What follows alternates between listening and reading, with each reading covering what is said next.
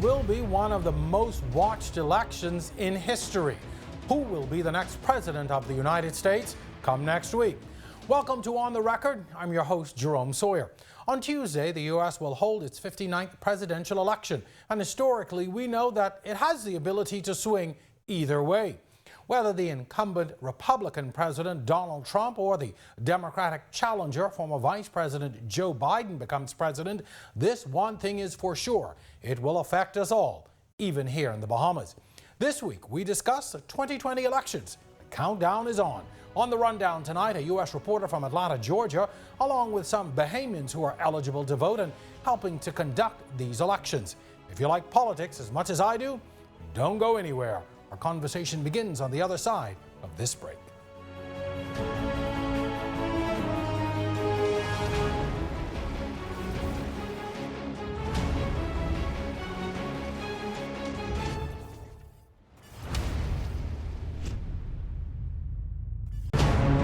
So the project really pays itself. Correct. They set up at the conference, more the school.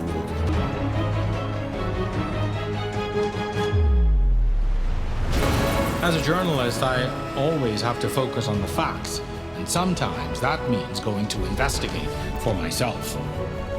On the Record, Thursdays at 8 p.m. right here on RTV.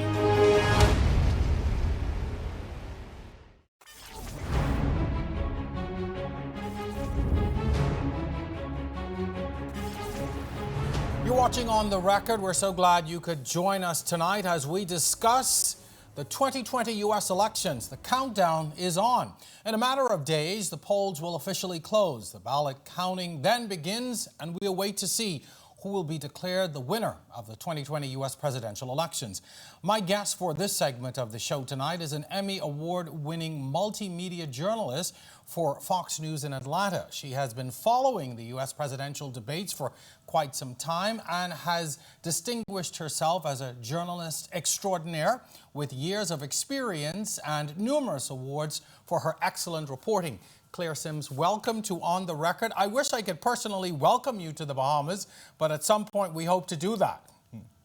Hopefully sometime soon things will get a little bit back to normal and I can make the trip.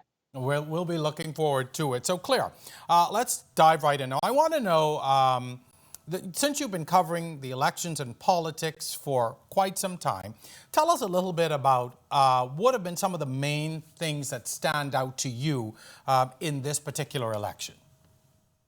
Well, obviously, these are, it's not an overused phrase, but unprecedented times. And so we've seen everything change in this election cycle, unlike in any one that I remember, with the pandemic going on. So here in Georgia specifically, we had to push our primary back. It was supposed to be in March. It was moved to May and then eventually moved again to June. So we've seen a lot of change as far as just casting your ballot. We've had a record number of people here in our state request absentee by mail. And I'm sure you've heard, President Trump has sort of cast a little doubt on absentee by mail. So there's been some concerns about that. And there's obviously a lot of concerns about people voting in person. And so people are trying to sort of make the best decision they can for themselves. But we are seeing record numbers of people turn out. And so I think people have just sort of said, this is something I have to do, pandemic or not. Let's talk a little bit about the issues. What are some of the things that are most prominent on the minds of Georgia voters, you would say?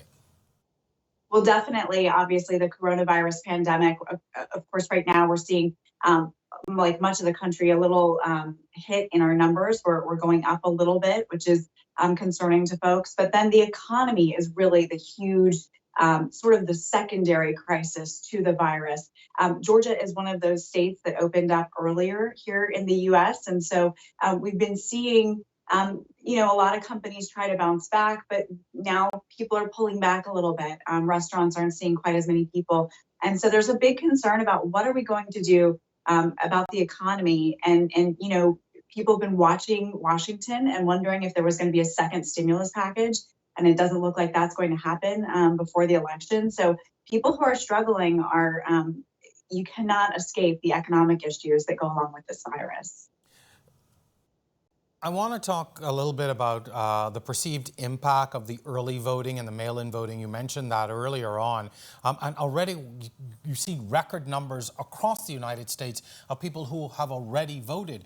How do you think how do you think that's going to impact the swiftness of the count and even the accuracy? You would have mentioned that President Trump has, in his campaign, has already cast doubt on the mail-in vote. But how do you think that's going to impact the elections at the end of the day?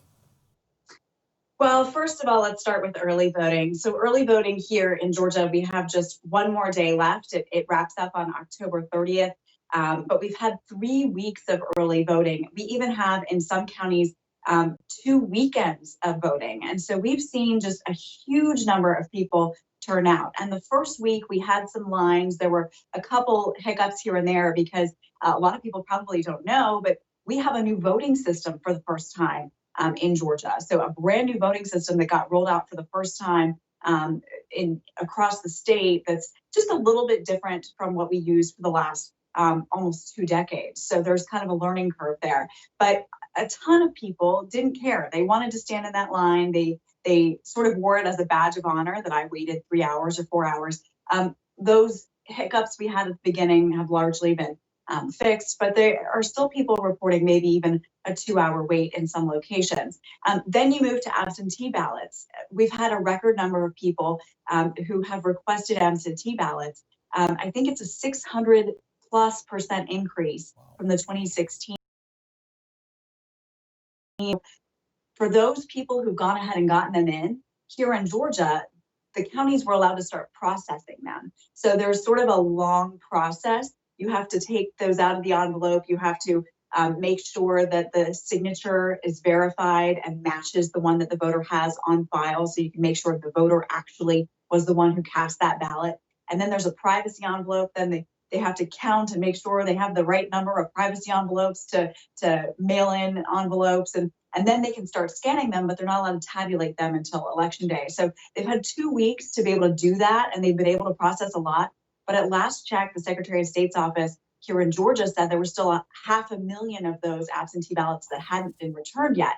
And people have until 7 o'clock on election night, but they're not going to be able to start counting 500,000 ballots that night. So for some counties that had a lot of those outstanding, it's going to take a couple days afterwards to get the results. Do you think ultimately this is going to cast doubt on the whole process? I mean, obviously people are using these alternatives, as opposed to coming out on voting day for a number of reasons. But when you talk about days later, when you're still counting and across the nation, do you really think that's going to impact the perception that the voting or that the election has been fair? I hope not. Here in Georgia, we've had early voting for a very long time. So it's something that people here are used to. Mm-hmm. I know in other states, they've had to do some things that were very different from years past. So those states might have more of an issue. But here in Georgia, we have a Republican Secretary of State. And, he is in the same party as the president and he's really defended the use of mail-in ballots and absentee ballots and said, we have these checks and balances in place. So at least here in Georgia, there may be some people who are concerned, but I think the Secretary of State has really tried to get out ahead of that and tell people that it really is safe and secure, and they have these checks and balances to make sure that people don't vote twice. But there are some states where I feel like it may be a bigger issue depending on how long it takes. Here in Georgia, I don't know how much that lead time is going to help. I know the ones that are already in are getting counted, but it's those ones that come in on election night that are really going to give us those kind of delays, and it will give time for people to have concerns. So we'll just have to wait and see, I think. Yeah, unprecedented is certainly an understatement, if ever we've made it. We've talked about the impact of COVID and to a certain degree, the economy. But what about factors like race, religion, and foreign relations? Are those issues pretty prominent or playing a factor in the minds of voters as they go to the polls? I think they were more when the president had not been diagnosed with COVID. And I think that sort of brought that issue to the forefront again. But in Atlanta, we were one of the cities where we had a lot of protest over the summer and demonstrations to do with George Floyd and Breonna Taylor and these other social justice cases that we've seen spark these protests all over the nation. And then we had the Rayshard Brooks case here in Atlanta that caused just weeks and weeks of unrest. And things are calm now, but I don't think that anyone has forgotten about what happened over the summer. And I think for a lot of people, that may not be the issue that they're necessarily looking to a specific candidate to fix, but it is something that's going to motivate them to get to the polls. There are a lot of people I've heard who said, this is my chance to make a difference. And so whether that, helps one candidate or another may be hard to tell. Here in Georgia, the president was here probably a month or so ago to roll out his Black economic development plan. He's trying to court African-American voters and hasn't really talked about social justice as much, but again, the economy plays into all of that as well, and jobs and promising economic investment for specific communities. He thinks that's going to be a winning strategy. So we'll have to see. I'm curious about young voters as well, and I want to speak to it too in the context of even gun violence. We would have remembered, we would have seen, in this country and other parts of the world, the issues that would have arisen with the school shootings, et cetera, and the young people who were really passionate about that and came out. I haven't heard a lot about that voting bloc. What do you think is going to be? Do you think that's going to sort of play it forward for them a bit as they go to the polls as well? I have been at a lot of polling places over the last few weeks and talking to people and just sort of observing. And there are a lot of young people who have turned out. The school shootings scenario, we haven't had that because we haven't really had a lot of in-person schools. So that issue has really gone onto the back burner. But I think some of these social justice issues, the economy, young people are generally impacted when there is a tough job market. I remember I graduated when we were in a recession. And so those, I think, are some of the things that are really going to drive them. But I have seen quite a few young people at the polls, but it's really been sort of all over the map. Very, very interesting. Let's talk about the debates for a bit. There were 3 scheduled debates, came down to 2. The one right in the middle was canceled. A lot of the analysis afterwards said, the needle didn't move much in either direction. Does that speak to really how polarized the voting bloc is in the United States, or is it just that people weren't paying attention? I mean, not paying attention, but they'd already made up their minds. Give us your assessment on the debates and how people reacted. Absolutely. I think the debates, it's sort of like the way media works now, that people watch the media that aligns with their beliefs. I think if you see these 2 men on stage, or even in the vice presidential debate, you see Vice President Pence and you see Senator Harris on the stage, you're sort of rooting for the person that you already support.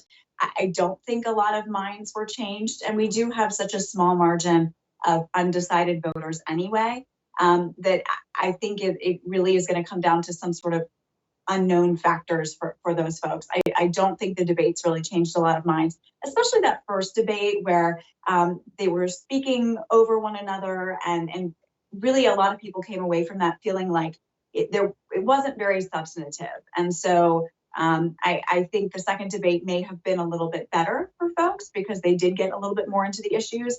But yeah, I think things are just so polarized and people really have made up their minds for the most part. And those debates don't. Final question. These past few years have been a little difficult for the U.S. media. A lot of the work that you do comes under a lot of scrutiny now. There are a lot of people that do not trust the mainstream media anymore. What has it been like for you having to work through these elections when that anti-media sentiment has grown? That's a great question. It's really interesting. I actually, one of my neighbors asked me that question the other day, and it's funny because I was live tweeting during the first debate, and I had people tweet me and say, well, you're only tweeting about what Joe Biden says. And I had someone else say, well, you're only tweeting about what the president says. And it's again goes back to that polarization. People sort of see what they want to see, or are upset when they feel like you're not solely focusing on their candidate. So it has been hard, and I think for me, at the end of the day, fake news and the media bias has become sort of a political talking point. But for me, I have great relationships with both campaigns, with the Trump campaign and the Biden campaign. And then for our Senate races, I feel like I have great relationships with their campaigns too. And to me, that's the real test. If the campaign is willing to let me talk to their candidate, they must think I do a fair job. And so, the public, hopefully at some point, they're able to see that. Claire, we're obviously in different countries and separated by oceans, but, many of the issues are existing here. So, I always tell people the world is pretty big in terms of its size, but in terms of issues and the things that affect us, we're pretty small when it comes to that. Claire Sims, thank you so much for taking the time out to speak with us tonight here on The Record. We really appreciate it.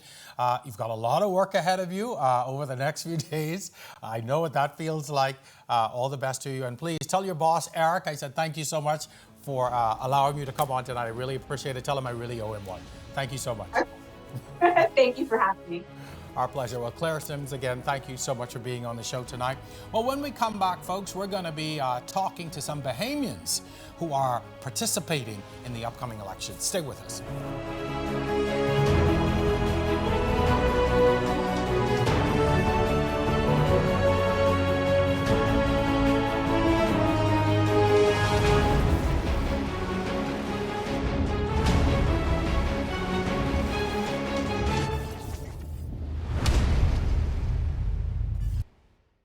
Welcome to On the Record.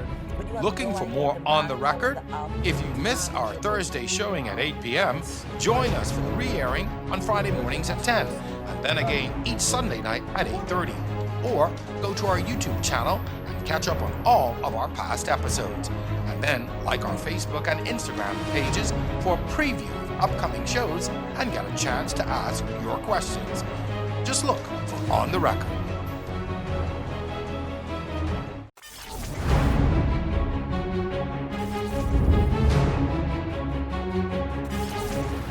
You're watching On the Record. I'm your host, Jerome Sawyer. This segment is brought to you by our friends at Executive Printers. In 1868, the 14th Amendment to the United States Constitution granted African Americans the right of citizenship, but this didn't always translate in the ability to vote for African Americans. For another 100 years or so, people of color faced problems trying to exercise their right to vote in these elections. Measures like poll taxes, literacy tests, fraud and fear of intimidation were all tactics used in many states to oppress black people and cause them not to be able to vote.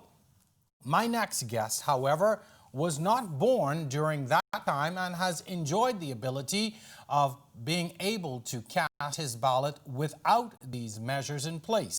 He is a Bahamian that has migrated to the U.S. and now enjoys the same benefits afforded to citizens in the United States. I'm happy to welcome Mr. Drew Palacious. Drew, good to see you. Thanks for joining us. Hi, Jerome. It's good to see you too. All right, so we're going to dive right in. Let's talk about what it's like to be able to vote as a person of color after so many years of oppression towards African Americans. As I said in my open, you weren't born during that time, but it's something that, is still talked about. What is it like for you to be able to vote as a man of color in the United States? It's very important, honestly. I feel like it's a civic duty. Just knowing that what previous Black Americans had to go through just to even get the rights to be able to vote to get to this point where we're at today. I think it's extremely important as a person of color to participate in any election, whether it's the primaries or the presidential election, because that's the only way that you can be heard. That's so important, because you don't really understand until you actually find out exactly how important it is and the historic disenfranchisement that has gone to affect Black people for so long. What is it like, let's talk about the difference. This is your second time voting. What's different for you this time around? Is there a greater sense of urgency? Yeah, there is. So this year I voted early, just because I felt like it was very important. I didn't even know that that was even possible until this election cycle. I always kind of heard about it. I was familiar with voting by mail, but I participated in the early voting, and it was extremely easy to do. And the previous election was 2012. I'm sorry, was 2016. So I didn't vote in that one. But the first time I voted was actually back in 2008 for Barack Obama at that time. And the difference this time is that I feel like it's very important because the country is more divided now, and anything that I can do to make the country more unified is validated by voting, and that's so important because the only way that you can have a voice is by voting. If you don't vote, then you don't really have a right to complain. So you should be able to vote and voice your opinion, and that way you have a say in what happens in the future. Why, though, not wait until Election Day this time around? What was the deciding factor for you to participate in the early voting? Because of waiting in the long lines, also because of the pandemic, fear of that. So I went in very early on a rainy day when there was virtually no one there. There was no line. There was myself, the poll workers, and 5 other people voting at that time. So I decided to do it then, mainly because of the pandemic. And also, I wanted to make sure that my ballot was in the system before Election Day and not in some way discarded via the mail system or some other way. So I felt like it was very easy to get it done and over with.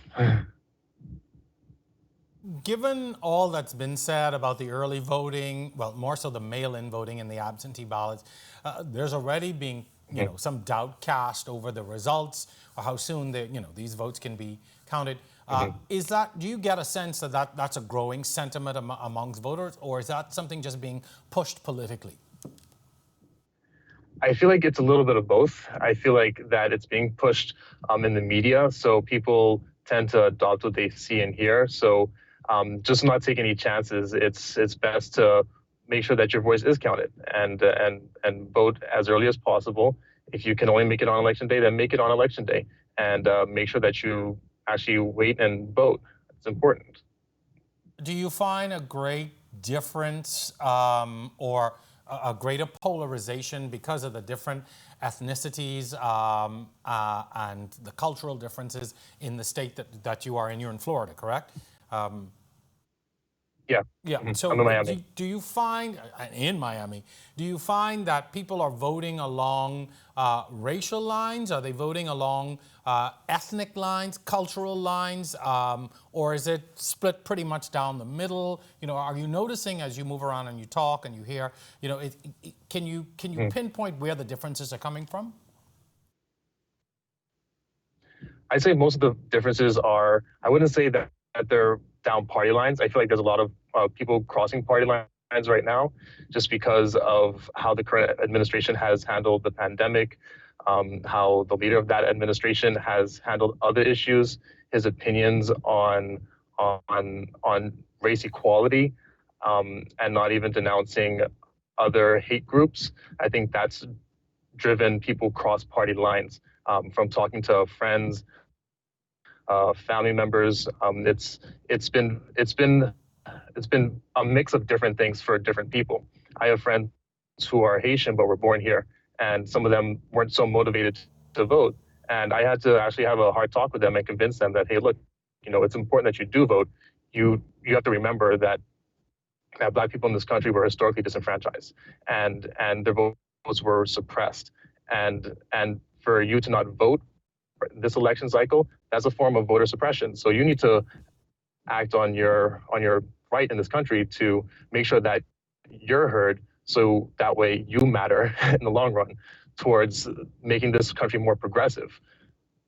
We would have seen, we would have sat here and watched the Black Lives Matter movement and so many other movements that have, impacted where you are, not just on a state level, but certainly on a country level. When you went to cast your vote, what would you say were the things that were top of mind for you that really motivated you in that moment when you voted?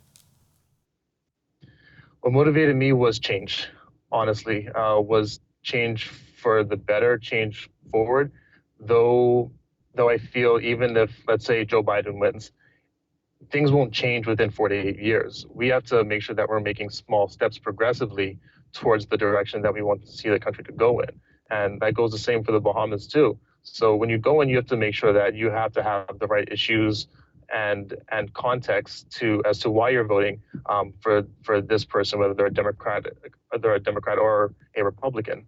It's very important to have that focus as you go in, because if you don't have some sort of vision for yourself as to the country that you want to be in, then how can you actually be able to educatedly make a choice between what's presented to you? You know, what you said is so important because that matters no matter where you live, which now brings me to my next question. You know, what are some of the differences that you see between the electoral process in the United States and here in the Bahamas? Well, first of all, it would be the early voting and the mail-in ballots. I think that that really helped out a lot to really drive more people to the polls. The fact that that's an option here is great. And that way everyone has a voice, everyone can matter, which is ultimately important. And over in the Bahamas, I know it's just the one election day. I did vote once back in 2012, I believe.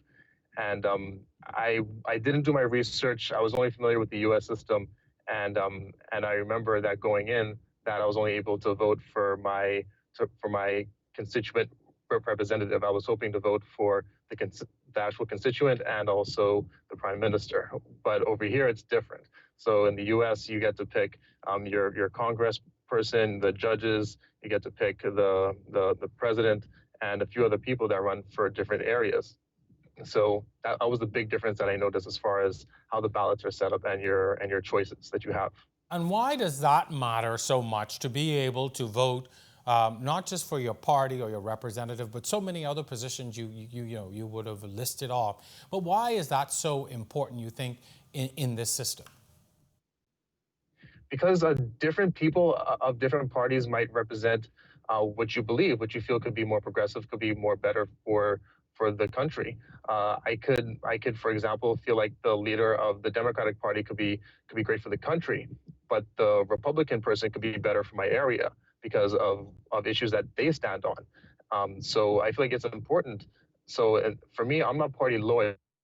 I'm loyal to the person's vision and loyal to a progressive idealism that of actual things that will get done, you know. So that's why I feel it's important. You can't just be party loyal. That's what I feel is the biggest problem with the two-party system, because it becomes a point to where people are looking at each other. It's us versus them. It's red against blue. It's POP against F&M. When at the end of the day, we're all people. We're all humans. We all should be united against just being better as one people to move forward. And I feel like the two-party system tries to divide that too much, and that's why we have so much bipartisanship in different houses. You're quite right, spot on with that. There's been a lot of discussion here lately as we move closer and closer to our election cycle about doing national debates. The leaders of the parties, different candidates. There's been a lot of discussion about whether or not we should have debates. You guys would have seen 2 of 3 debates. A lot of people said it didn't move the needle much, particularly after the first debate, which was pretty much very chaotic. But do you think it's now time for us in this country to have more national debates to allow people to hear from our candidates, from our leaders? I mean, does it really matter at the end of the day for you to sit through a debate? I think on some levels it does. I think it's very important for you to see the candidates actually answer the hard questions in front of the live audience, whether it's live or whether it's virtual. But I think it's important for you to see how the candidates can actually conduct themselves and how they can actually address the bigger issues on a grand stage. Because ultimately, when they assume their roles for whoever wins, they will be on that grand stage or an even bigger one. So they have to be able to rise to the occasion, and to see them in that format, it will shed lights on their strengths and also shed lights on their weaknesses too. I think it's something that we should adopt. For me personally, my decision was already made long before the debates for the U.S. like elections. many others. So the actual debates, yeah. So the debates this time around didn't really persuade me. But I can tell you when Mitt Romney was running against Obama, I was actually feeling some of the things that Mitt Romney was saying. Not saying that I was going to vote for him, but the fact that they were having debates, and I can see that both of them were very qualified for the position. It made the choice a little harder at that time. But I think if the Bahamas was to have that, I think it would bring a lot of things to light. It would definitely make things more interesting. Most for the definitely. country. Drew, thank you. And that way. Go ahead. Yeah, go ahead.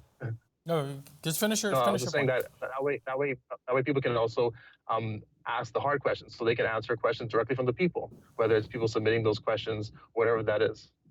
Drew, thank you very much. We're out of time for this segment, but I do want to thank you for taking the time to come and share your experience with us. You certainly are making us proud in your representation, as a Bahamian, and participating in this very important event. So thank you very much. We appreciate you. Continue to do well and stay safe. Thank you, Trump. Have a great day. All right. Thank you. So when we come back, folks, we're going to continue our conversation with another outstanding Bahamian participating in the upcoming U.S. election. Stay with us.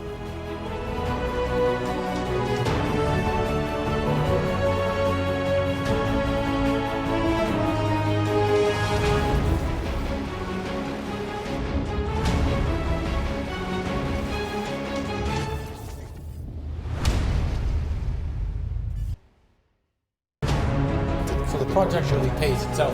Correct. They set up at the conference, the school.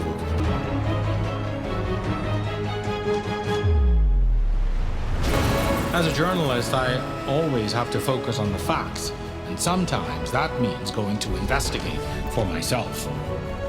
On the Record, Thursdays at 8 p.m. right here on RTV.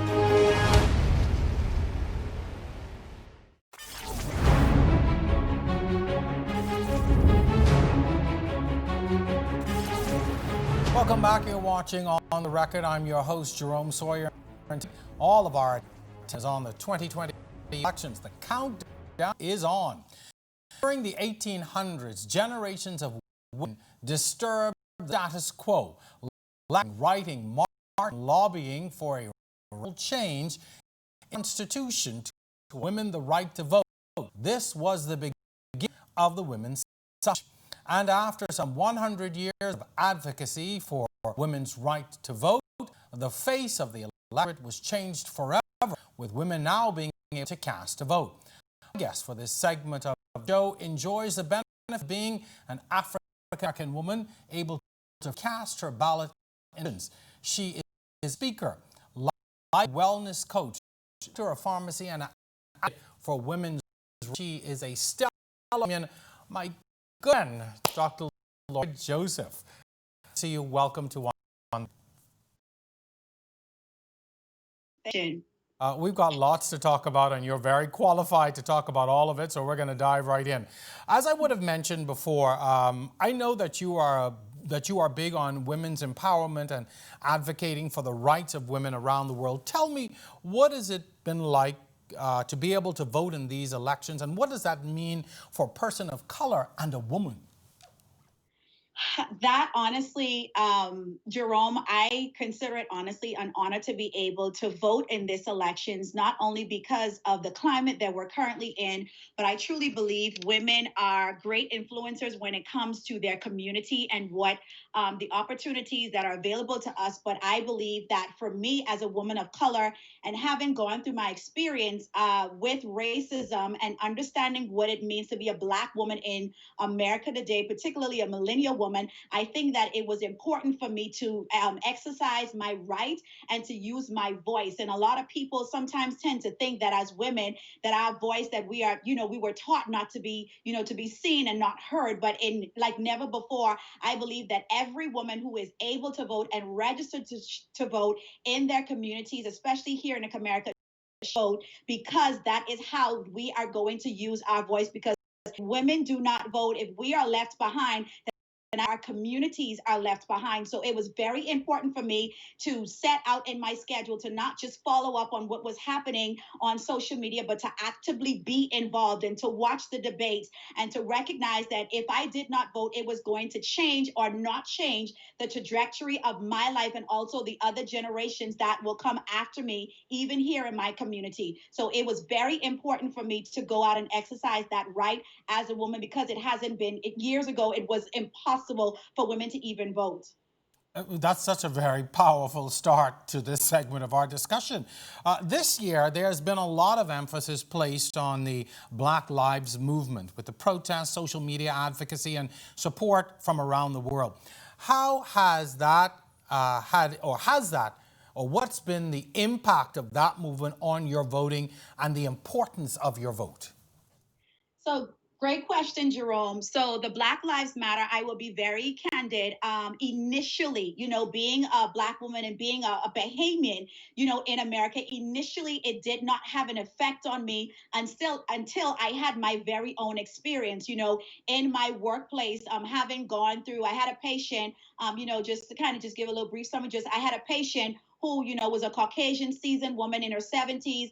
And from what what she shared with me, she had never really had an encounter with a Black woman, not only just a Black woman, but she thought for some reason that I was not the person in charge. And so for me, initially it was difficult, but then I also recognized why it is so important to also vote. But being a Black woman, just because I'm Black, it doesn't mean that you get to disrespect me. And so in so many words, I had to, kind of in a loving way share with her, you may not, your perception of what Black people are not the same. The same way you have the ability to freely roam around and do business and go about your daily life is the same opportunities that I have as well. Just because you're white, it doesn't make you, more privileged than I am.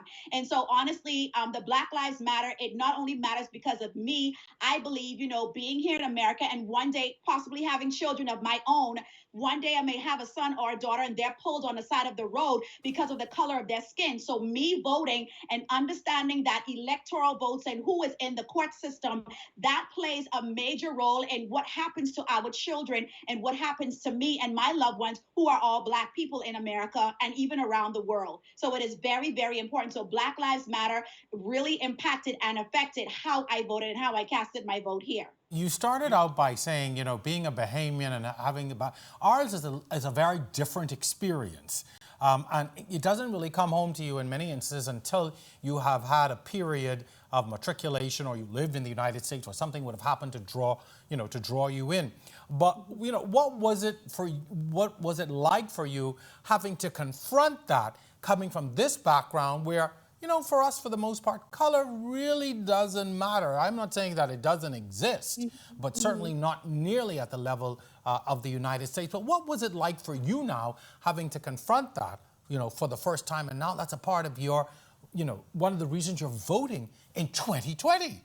Yes, it is. Honestly, like you said, Jerome, I know back home we deal with, there's more, there's not really so much racism. It's there, but it's more classism and other, things like that. But honestly, for me, at first, I kind of had to sit with it because I was right there. It wasn't that, I was in her periphery. It wasn't that she didn't see me. So hearing, a Caucasian white woman say, to my technician at the time where I was working at the location, saying, I don't want that Black woman, messing or touching my prescription. At first, it was like, okay, this gonna be a challenge.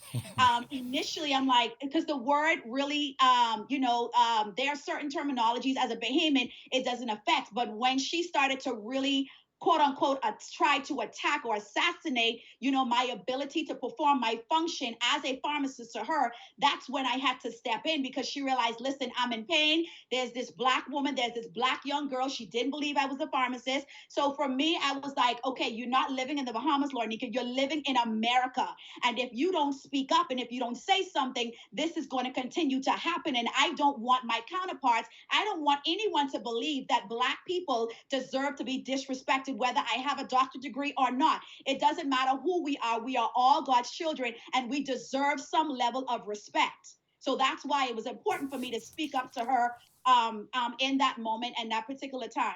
Let's talk about your voting experience. What was that like? I think you voted already, right? So what was it? What was the motivator for you to get out early and vote?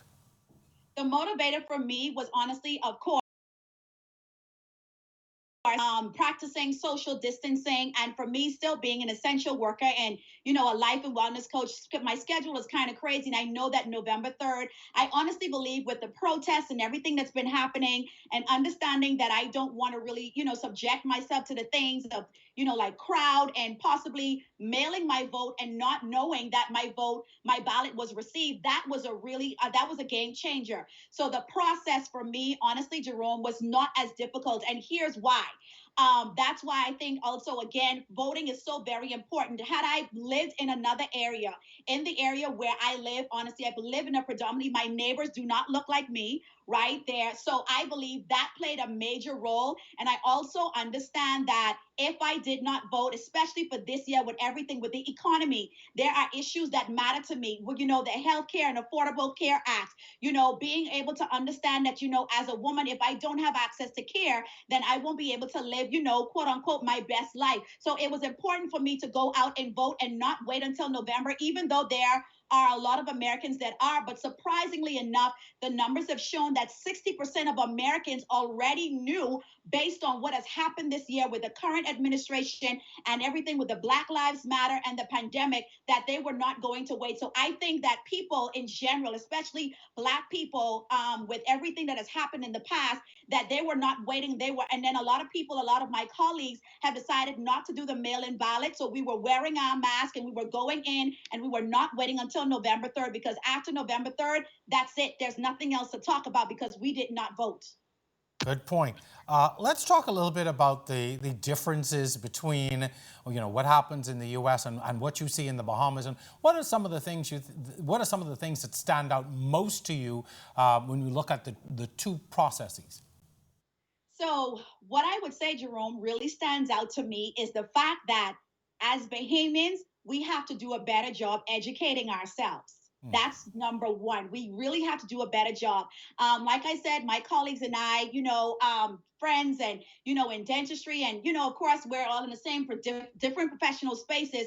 We were having text conversations and we were getting on FaceTime and talking about the issues. We were talking about specific candidates. We watched the debates, right? I think for so long as Bahamians, we continue to just wait, right? Or we allow our leaders back home, members of parliament, to just, wait until the year prior or December, pass around some turkey as if that was enough to be able to say, to receive someone's vote. And I think as Bahamians, we have to do a better job keeping our leaders accountable. We got to read. We got to recognize what is changing, what is not changing. We got to start looking into budget. What are these budgets? For example, again, I stay abreast, $20 million for a sidewalk, right? What was all of that about?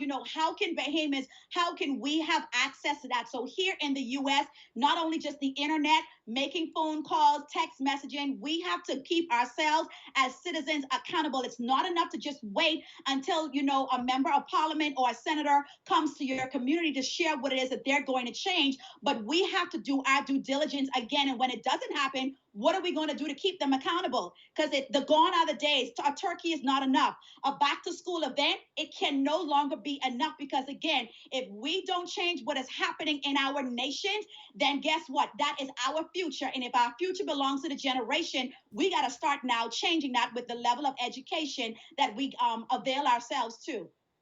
Lorneka, you gave us a word just now. I thank you so much. There's nothing else to be said. I mean, that was so poignant and so true, and I trust that everybody who's watching will take what you say so seriously, because I think we see the experience of what's happening in the United States, and we don't always understand, the level of advocacy that goes on, and how your leaders are really pressed in ways that we don't press our leaders. And so thank you for bringing that experience and sharing that with us and giving us that word. I thank you so much. You're welcome. Thank you for having me. Thank you. It certainly has been my pleasure. Continue to do well and continue to stay safe. And so good to see you again. Yes. All right. Don't go anywhere, folks. Our final segment is coming up right after this quick break.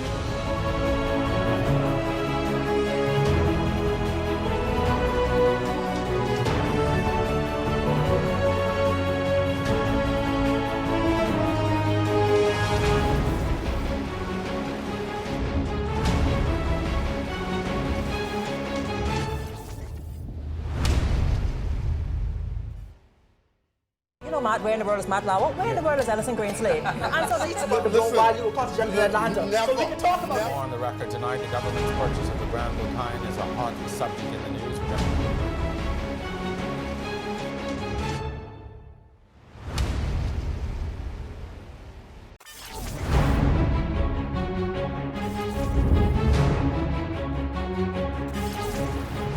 Welcome back. You're watching On the Record. According to a report by USA Today, approximately 70 million people in the United States have voted already. And with over 257 million people, inevitable that will greatly increase. And as you can imagine, those ballots won't be counting themselves. It's imperative that volunteers, campaign supporters, and other officials of the electoral process. My guest for this final segment by assisting with both her party and the U.S. elections. She's none other than Ms. Gina Mortimer Storr. Gina, welcome to On the Record. It's good to have you here. Good to see you again. Thanks for having me. Listen, this is one of my favorite shows. All my friends have been on today, so I'm having a good old time. But we're going to end on a high note with you today because you're wearing two hats. You're a voter as well as you're involved in the process. Tell us a little bit about how you're assisting in helping to facilitate this smooth process, or what is hoped will be a smooth process. I signed up to be a poll worker during the primaries because what I discovered was everything is voluntary, and if you don't have enough volunteers, then the process can become really convoluted, and what you're basically doing is giving control over to others. So what I discovered was that as a registered Democrat, probably 80% of the poll workers in my district and in my county were all Republicans. And it bothered me because, as you guys know, Florida can dictate who becomes the president of the United States. So I felt it was my duty to not just be a voter, but to be involved in the process so that I can understand the process and make sure that there was transparency from both sides. So I became involved, and it's an amazing experience because it really helps you to understand the importance of not just voting for the president, but these elections are also about local, voting in local legislators. And a lot of times, no matter who the president is, if the local legislators are against your best interest, then you're screwed. So, it's interesting. Yeah. It's interesting that you brought that up. Even prior to the show, I was trying to, describe the process to some folks here on the show. So, talk to us a little bit about, the importance of the local legislature. And it's not just, you're voting for one man or one party, but right. Individuals. And why is that so important, in this process? Okay, so for example, we have a governor who is a Republican. And as a result of that, there's a lot that's going on with COVID that he is not participating in because he's a Republican following behind the Republican president. And so we are seeing cases of COVID skyrocket. We are seeing schools having to reclose because they are not following the science. And a lot of it is because of politics. And so, for example, on our ballot, we also voted for school board commissioners. And those are the people who dictate how the money is spent, where the money is spent, what the curriculum is. So they all play an important part in our day-to-day lives. And then, of course, you have the local senators and the House of Representatives, those are the people that go to Congress and they vote against, for example, the Affordable Care Act. So we have our representatives, unfortunately, all of the Florida representatives are voting against the Affordable Care Act. I am recovering from surgery because I have Obamacare. But they're in the Supreme Court at this moment voting against it, trying to take it away from millions. And those are the people that we vote for to go and represent us. But unfortunately, the partisanship has gotten so bad. So this isn't just about voting for a president. This is really about voting for the interests of your everyday life and your existence. You mentioned two things, the COVID pandemic and the Affordable Care Act. That's once again being challenged at the Supreme Court level. I want to start with those two issues and why they are so important, and what else is top of mind for voters like yourself. Okay, for me, absolutely. I would not have had to have the surgery that I had on Monday if I didn't have ACA. Because once I wasn't in the workforce anymore, I couldn't afford private insurance. So the ACA for me and millions of Americans who had pre-existing conditions is absolutely a life-saving element of our existence. As far as the COVID goes, again, we are seeing people here not being able, for example, to get tests because they can't afford it. Again, all of that is related to what the local legislatures is doing. And then for me, one of the next bigger issues is the whole educational system here in my county. What we're seeing with the new Republican legislators here, they are trying to give money to private, what we call charter schools, as opposed to giving them to public schools. So kids who go to charter schools are benefiting from my tax dollars, while the kids that are in regular public schools are not. And that is, to me, is a problem. And so these are all interconnected in how we exist in the communities in which we live. Gina, I know that you live abroad, but you are always very active and tuned in to what's happening in the Bahamas. So I know this next question you can answer. When you look at the level of detail, you look at the particular issues that you are voting for against the individuals who either support or don't support these things or are pulling back on things. When you look at how detailed and intricate the issues are at your level, and you look at the Bahamian electorate, you look at Bahamian politics, what's the big difference? What are we missing here? I think what we miss as Bahamians is that we don't hold our political parties and our political representatives accountable for how their decisions impact our lives. And that's often because we take everything as a collective. So we have a party platform, but we don't have a community platform by which we can decide whether or not a representative is really representing us and doing a good job. And I know the system is different, but for example, as a Bahamian, I voted for PLPs as well as I voted for FNMs. And the reason was the FNM I voted for, I felt for my community was going to give me a better representation.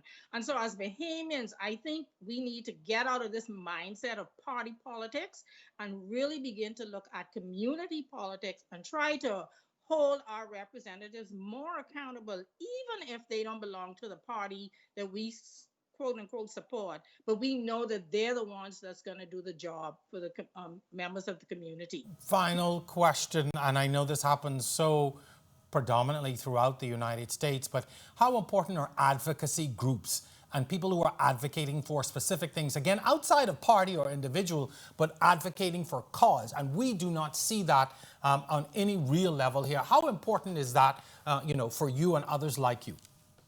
Absolutely important. It's one of the things that I have come to learn living in America. And that is, for example, let's look at the Black Lives Matter movement. Were it not for them, police reform and just judicial reform would not be on the ballot the way it is now. We've always had the issues, but because of the advocacy of the Black Lives Matter movement, say what you like about which party you belong to, it has gotten to a point where you just simply cannot. You can no longer ignore it. And so therefore, people that are running for office are having to deal with it and deal with it. He acknowledges that his platform for Black America is predicated on a lot of what Black Lives Matter has been fighting for. So it's absolutely important. Gina, Mortimer, Storr, thank you so very much for giving those wonderful nuggets. You know, it's so important that for me that we look at things in a global context, and I'm happy to be able to talk to you and others who are, are a part of these elections, but helping us to understand how we can take your experiences and bring them here in some ways and make our system a little better and make our folks a lot more accountable and get our people a lot more involved. So I appreciate you coming on. Thank you very much. Continue to heal. Get well. In case you don't know, me and Gina's have plenty of junk who talks on Facebooks. We ain't gonna have them this year, but we'll talk about something else. Thank you so much. Continue to do well, and thanks again for coming on. Thanks for having me, Jerome. Hi, Bahamas. All right, I see a Junkanoo headpiece in the back. There you go, always represented. That's going to do it for tonight's episode of On the Record. On. Special thanks to all of my guests for joining me, my technical team, and of course to you, our viewers. We'll see you next time, next week, same time, same place, right here on The Record. Again, good night.